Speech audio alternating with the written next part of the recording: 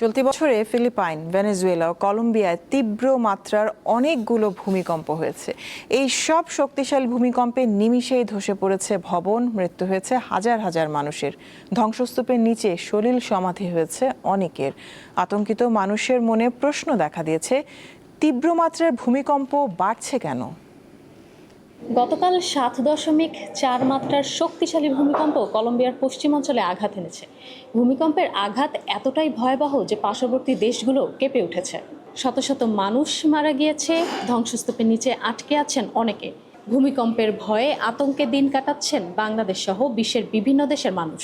চলতি বছরের 8 মাসের মধ্যেই বেশ বড় ভূমিকম্প এবং এর ভয়াবহতার সাক্ষী হয়েছে বিশ্ববাসী। ফিলিপাইন, ভেনেজুয়েলায় জোড়া ভূমিকম্প, জাপান, কলম্বিয়া সবগুলো দেশই কেঁপেছে 7 মাত্রার বেশি ভূমিকম্পে। কিন্তু প্রশ্ন, হঠাৎ করেই কেন ঘন ঘন ভূমিকম্প এবং সবগুলোই শক্তিশালী মাত্রার হচ্ছে কেন?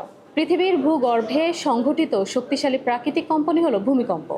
সাধারণত টেকটনিক প্লেটগুলোর মধ্যে সংঘর্ষ, সঞ্চালন বা সরে যাওয়ার ফলে কম্পনের ঘটনা ঘটে। যুক্তরাষ্ট্রের ভূতাত্ত্বিক জরিপ সংস্থা USGS এর তথ্য মতে আধুনিক প্রযুক্তির কারণে বেশি বেশি ভূমিকম্প রেকর্ড করা সম্ভব হচ্ছে। আর যোগাযোগ ব্যবস্থার উন্নতির ফলে মানুষ দ্রুত ভূমিকম্প সম্পর্কে জানতে পারছে। USGS আরও বলছে, বর্তমানে তারা প্রতি বছর বিশ্বজুড়ে প্রায় 20,000 ভূমিকম্পের অবস্থান শনাক্ত করে, অর্থাৎ দিনে প্রায় 55টি। এছাড়া দীর্ঘমেয়াদী রেকর্ড অনুযায়ী প্রতি বছর গড়ে প্রায় 16টি বড় ধরনের অর্থাৎ 7 বা তার বেশি মাত্রার ভূমিকম্প হয়। কোনো বছরে কম, কোনো বছরে বেশি। তবে গত 40 বছরের মধ্যে 12 বছরই এই সংখ্যা অতিক্রম করে বড় মাত্রার ভূমিকম্প বেশি হয়েছে।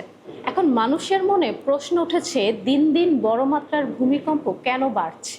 জার্মানির জাতীয় ভূবিজ্ঞান গবেষণা কেন্দ্রের বিজ্ঞানীরা বলছেন, জলবায়ু পরিবর্তন এবং ক্রমবর্ধমান তাপমাত্রা ভূমিকম্পের সংখ্যা এবং তীব্রতা বাড়িয়ে দিতে পারে। বৈশ্বিক উষ্ণায়ন ও জলবায়ু পরিবর্তনের ফলে বরফ গলা ও সমুদ্র পৃষ্ঠের উচ্চতা বৃদ্ধি পাওয়ায় ভূত্বকের ওপর অতিরিক্ত চাপের সৃষ্টি হয়। এটি টেকটনিক প্লেট ও সক্রিয় ফল্টগুলোতে অতিরিক্ত চাপ ফেলে ও কিছু অঞ্চলে ভূমিকম্পের ঝুঁকি ও ফ্রিকোয়েন্সি বাড়িয়ে দেয়।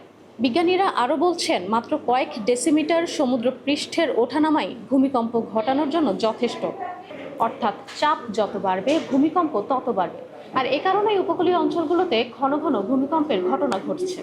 এছাড়া ফ্র্যাকিং পদ্ধতিতে তেল ও গ্যাস উত্তোলনের ফলেও কিছু কিছু অঞ্চলে ভূমিকম্পের সংখ্যা বাড়তে পারে। ভূমিকম্প এমন একটি প্রাকৃতিক দুর্যোগ যার পূর্বাভাস দেওয়া কঠিন।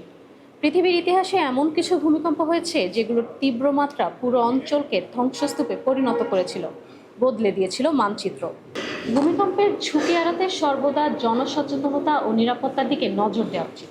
এছাড়া ভূমিকম্পের সময় আতঙ্কিত না হয়ে দ্রুত নিরাপদ স্থানে যাওয়ার চেষ্টা করা উচিত। ইশরাত সুমা, দীপ্ত বার্তা।